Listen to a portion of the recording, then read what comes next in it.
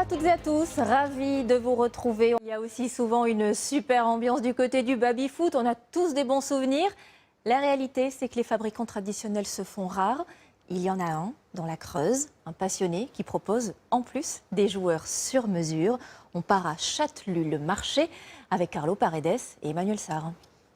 Tout amateur vous le dira. Le baby-foot, ce sont des bruits caractéristiques et des coups qu'on connaît forcément, de la roulette au râteau en passant par la gamelle. Tiens, gamelle! Toute une ambiance de bar ou de salle de jeu dans laquelle Pascal se replonge au quotidien, l'un des rares à connaître tous les secrets du baby-foot. Donc là, toutes les barres vont être à changer. Je pense qu'on va réussir à revoir les joueurs. Une machine à souvenirs dont il maîtrise chaque détail. Pour moi, c'est pas plus compliqué que de restaurer une armoire Louis XV. Ah là, il sera comme un neuf. Restaurateur, mais aussi fabricant de modèles standards en chêne massif et même en plastique recyclé pour l'extérieur. Que ça tienne le coup, puis il faut que ça tienne des années. Un baby, c'est fait pour tenir 20-30 ans. Et puis après, une petite révision, ça repart pour une génération encore après. Un travail artisanal qui va jusqu'à la personnalisation des joueurs grâce à l'impression 3D. De quoi laisser libre cours à son imagination et constituer les équipes les plus improbables, même si tous n'ont pas encore eu l'honneur d'être sélectionnés. Celui-ci, j'ai pas eu encore preneur là, pour celui-là. C'est qui? C'est Macron, tout simplement. Des personnages sur mesure et des couleurs tendances, mais l'une d'entre elles est indémodable.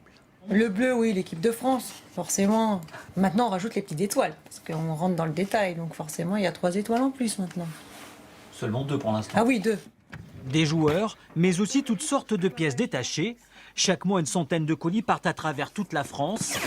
De ce petit village de Creuse, une adresse devenue incontournable. Bonjour. Comment ça va? Cette mère et son fils découvrent pour la première fois le baby-foot qu'ils ont fait fabriquer. Voilà. Un plaisir qui leur a coûté près de 2000 €. Oh, c'est chouette, hein. Et aussitôt, l'envie de l'essayer. Un face-à-face France-Argentine, les deux équipes qu'ils ont choisies, du haut niveau forcément. Oh là, il est vilain. On a gagné. On joue pour la gagne, hein. L'esprit de compétition fait rapidement surface. On a tout de suite envie de marquer le plus de points possible et puis de remporter la partie, même si c'est simplement pour s'amuser au départ. Et d'en prendre le moins possible aussi. Hein. Sensation retrouvée pour les uns et travail accompli pour le fabricant. Non, mais j'ai trop en face de moi, ça va pas. Nous, on se quitte avec les illuminations de la Fête des Lumières à Lyon. Elle commence aujourd'hui pour 4 jours. C'est l'une des plus belles d'Europe. On en profite. Bon après-midi et à demain, 13 h.